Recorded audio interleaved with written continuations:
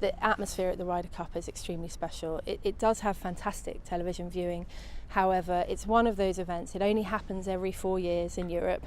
It will be in Gleneagles in 2014, and then it will go to Europe. So if you're living south of Manchester, this is probably the only time you're going to get to see the Ryder Cup played out in front of you. And really, the way that it is, we have 10,000 people following a match.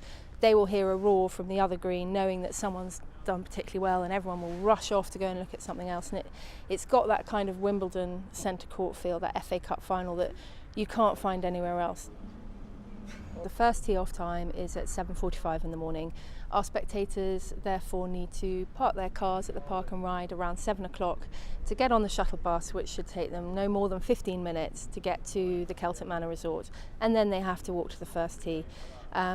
As we've often mentioned, it is going to be the first week of October. Potentially the weather might not be that favourable to us. However, the last 2 years, the 1st of October has been a glorious sunny day, so we're going for a hat-trick.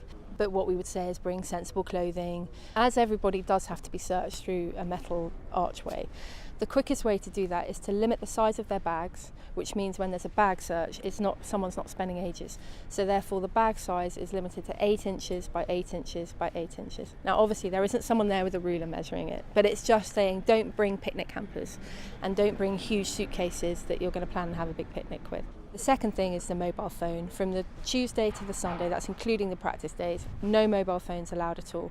They can either be left at home, in your car, where we do have security in the car parks, and thirdly, we have got these mobile phone deposit banks. I'd say to an Italian why you can't bring your phone in. That might for them be absolutely inconceivable, and it's learning how to say that in an understanding and considerate way, really. We have 5,500 Americans are due to come each day to the event.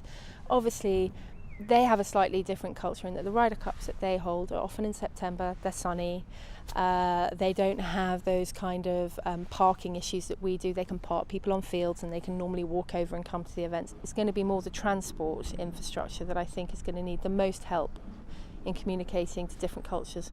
So, to sum up, our visitors will be excited, but it's still a long day for them. It all starts at 7 a.m, so they'll be tired and all that tiredness can bring with it. If you're making lunch for visitors, remember picnic bags no bigger than 8 inches by 8 inches by 8 inches. Make sure they leave their phones behind, offer them somewhere safe to store them. Remind visitors with ballot tickets they can only access the course by park and ride sites at Llanwern and Tredegar House. Finally, visitors may be speakers of languages other than English or Welsh, so be aware of cultural differences. Be ready to offer extra help whenever you can.